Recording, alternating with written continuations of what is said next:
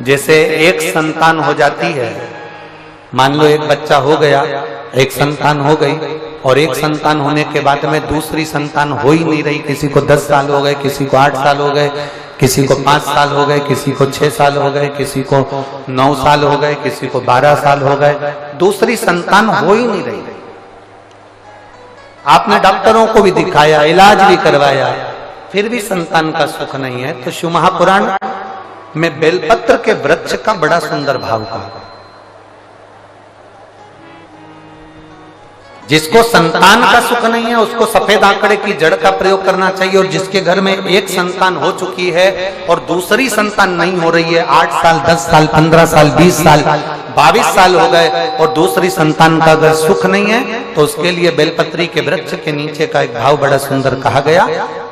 किसी भी सोमवार से आप ये प्रयोग करना प्रारंभ कर सकते। 11 रुद्र होते हैं, 11 रुद्र होते हैं। एक सोमवार को बेलपत्री के वृक्ष के नीचे जाइए और बेलपत्र के वृक्ष के नीचे जाकर एक एक रुद्र का स्मरण करें। करना क्या है, बेलपत्री के वृक्ष के नीचे जब आप जाएं तो बेलपत्र के वृक्ष के नीचे की ही मिट्टी का एक कुंड, आप लोग क्या कह सकते हैं, यहाँ पर हम क्या बोलें उसको, जैसे मिट्टी का एक कटोरी बनाते हैं ना, क्या बोलते हैं उसको, कुंडी बना देते हैं मिट्टी की। बेलपत्री के वृक्ष के नीचे की ही मिट्टी, उसी मिट्टी का एक छोटा सा एक कुंडा बना लो उसको मिट्टी का।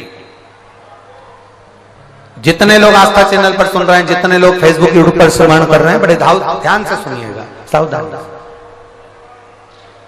मिट्टी की कुंडी बनाई, उस कुंडी में जल समर्पित कर दिया और जल चढ़ाने के बाद में एक घी का दिया लगाकर वहीं पर थोड़ा सा मीठा, कुछ भी जो आपके पास में हो, घर में जो भी उस समय पर आपके साथ में हो, या तो दूध घर का मीठा हो, जैसे मावे का, खोए का हो या खीर हो, तो वहीं पर एक कटोरी में थोड़ा सा रख दीजिए और उस कुंडी में जो जल चढ़ाया गया है वहां पर उस बेलपत्री के वृक्ष के नीचे भगवान शंकर के 11 जो रुद्र हैं उसमें से एक एक रुद्र का आपको स्मरण करना है। 11 रुद्र का नाम क्या है, तो पहले नंबर पर आता है कपाली,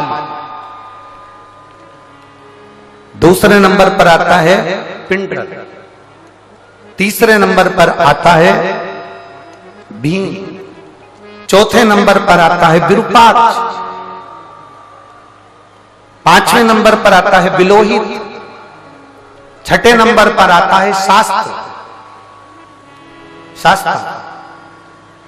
सातवें नंबर पर आता है अजपात, आठवें नंबर पर आता है अहिष्णु,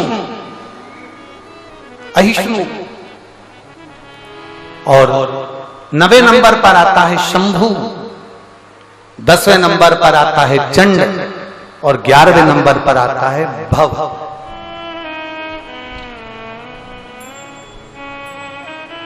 अगर अभी आप लोग नहीं लिख पाए हैं तो बाद में मोबाइल पर से कथा को पीछे खींचना, फिर उसमें से धीरे धीरे इसको लिखना।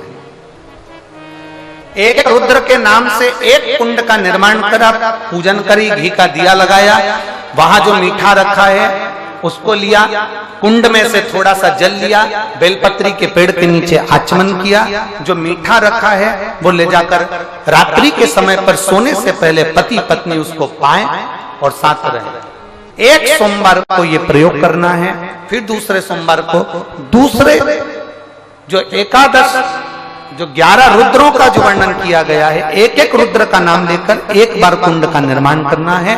दूसरे सोमवार को, जैसे एक बार आपने अगर कपाली नाम से पूजन करी, दूसरे नंबर पर पिंडरल नाम से पूजन करी, तीसरे नाम पर भीम नाम से, फिर आप विरूपाक्ष नाम से, ऐसे एक एक सोमवार करना है, 11 सोमवार।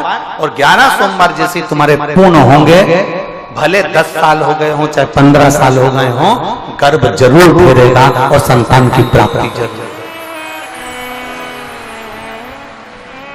किसी किसी के यहाँ पर 11 रुद्र भी पूरे नहीं हो पाते हैं और गर्भ ठेर जाता है। लगभग 4-5 रुद्र पूरे होते हैं और गर्भ ठेर जाता है।